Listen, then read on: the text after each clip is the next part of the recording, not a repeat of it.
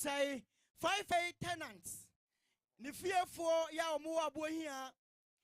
Titru search the rural bank for ane adwuma for aka ho.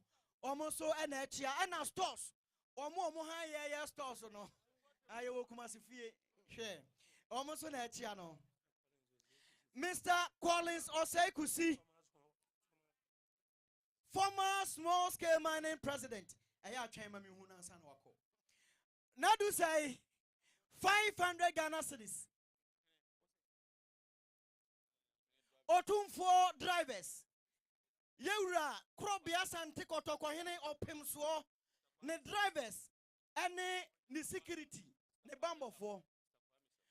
Mr. Kwame Sapon, titru search the rural bank for ene adwuma for aka ho almost so na achia na stores. Omo ha ya stores no. Aye wo kumasi fie. Hwe. KPMG. Onu na sa the peacock rice eba Ghana. The whole Ghana emo e peacock rice. Obi anya mu bi na woni peacock rice. Efiri se papa na wode aba no. Wono a ba ye bi. Ne mu wudi ahoden wom. Yetua wo asikyire kura wudi a. Wudi kura still ahoden ba. Former deputy minister for defense. Mama time. Wono an ye. Bema peacock rice akwaba. Yada say.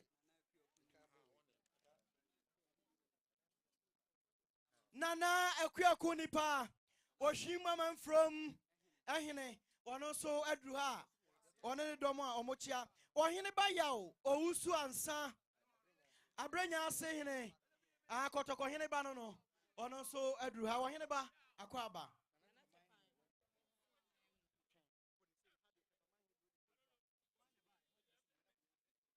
Nana no Peacock rice Akwaba Nana Tepamai Hine Nana Edusei Achere Wampim. The Ampim down on us Wampim. Nena Musini Adruha Nana Tepamai Hine Nana Edusei Achere Wampim. Pimpim dano Naso Wampim Asantememu Ahim for Dimput Numako Mukro Mupa Emuba Kone Tepamai Hine. Why immigration? What nursing training? What training college? What bibia?